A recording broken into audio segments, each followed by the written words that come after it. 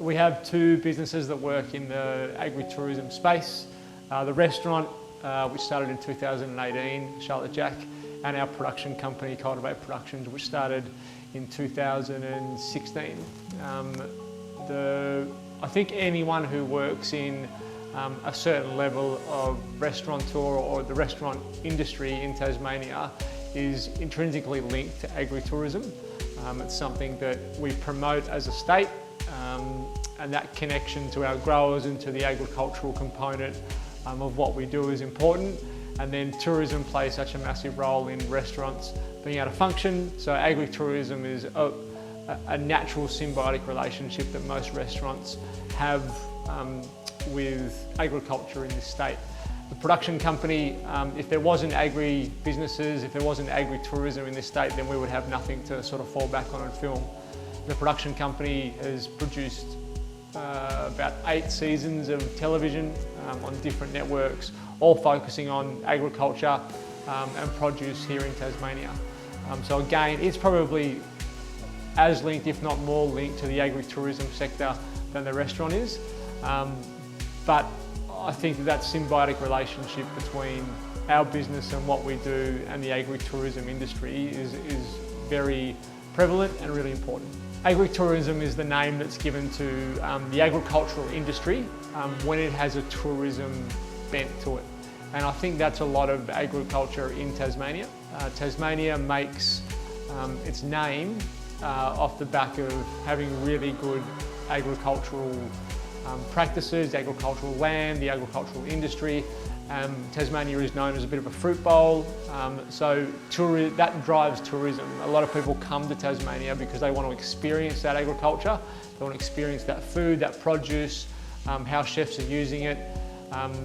So agri-tourism, I think, is any agricultural business that taps into tourism as a way of making revenue or growing their brand. It was always a dream of mine to open a restaurant, and the production company started because there is so many good stories here to tell in Tasmania about agriculture and tourism. And Tasmania, at the time that we started the production company, was on the crest of a really big wave of agriculture and tourism coming together and starting to form something really special in the state, and we took advantage of that. So the connection, I guess, the production company started as a production company, but it is so linked to agri-tourism that we always had agri-tourism in mind when we started the business. And the restaurant started as a restaurant, but as I've learnt more about the restaurant industry here in Tasmania, I understand the importance of that connection to tourism. Tourism is what sort of really drives our restaurant. We're located in Devonport. The airport is here, the Spirits dock here, so tourism is really important to us. And a lot of people are coming to the northwest coast of Tasmania because of the agriculture that is here. So we didn't necessarily start out with agri-tourism in mind, but it definitely became something very important to the business now and into the future. Agri-tourism operations and tourism operations are very, very similar in many respects. The tourism component of an agri-tourism business is like any other tourism business. You want people to come and experience whatever it is that you're offering. Promoting that, having a good offering is really important, connecting to what people are looking for. But the difference is, I guess, that an agri-tourism business has an operating farm. So you have to be multi-skilled to work in that space. For us, agri-tourism businesses work really well on the northwest coast of Tasmania because there already are agriculture. Agriculture is such an important part of the northwest coast of Tassie, or the cradle coast of Tasmania, that tourism is our next big thing, and being able to tap into infrastructure that's already there and then add a tourism stream to that, I think, is smart and important for us going forward. I ended up in the business that we're in through the restaurant and the production company, and that connection to agri-tourism through a television show called MasterChef. That experience opened my eyes to all of the opportunities, and then I just thought about what happens in my own home town, my own home region, that makes it unique, makes it special, and is promotable. And agriculture was one of those things. And then the growth of tourism in Tasmania, and then the slow movement of that growth in tourism up north and into the northwest coast, has tapped into the industry that's already strong here, which is agriculture. So I I started through a little bit of luck. Like most people who are in the agritourism industry, you kind of fall into it and then you learn as you go along. Whether you're learning through doing the job, whether you're going and doing vet courses, whether you're doing lifelong education or external education, there's just constant learning that needs to happen as the industry grows. Now, I haven't worked in any other agritourism businesses, but I've seen hundreds of them. That's one of the great things about the job that I do in productions, is we get to showcase lots of agritourism businesses through the TV shows. So I've seen a lot of them at work. And the thing that I find, there's so many differences and variations between the businesses themselves, because that's the agriculture component of it. The agriculture is different everywhere you go, but the tourism component is always the same. The skills that are required for the tourism component never change.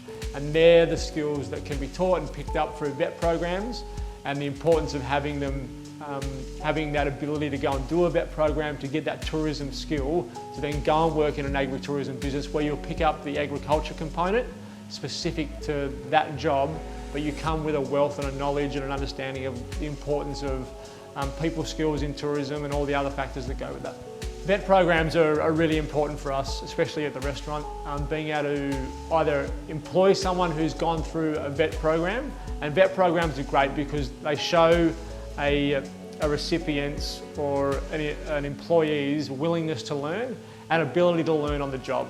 So vet programs are one of those employable skills, or if you've been through a vet program, you're going to have employable skills because you have a willingness to learn, and you're able to learn by doing and being in the surroundings where you've got to pick up that education yourself.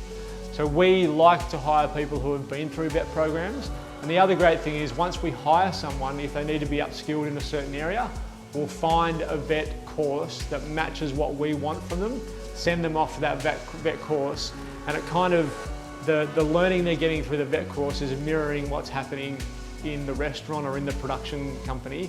And they come out of it with a lot more confidence that they have the skills that are required to do the job that we're asking them to do, and an understanding of knowledge and the power of knowledge and how important wanting to learn is. I think the thing that makes an agritourism business successful in the northwest of Tasmania and the north of Tassie is always the people. And I've found that through all the tourism offerings that I've seen all over the state, all over the world, through Australia, is the importance of the staff. Staff are your number one asset and the front line to a tourism business.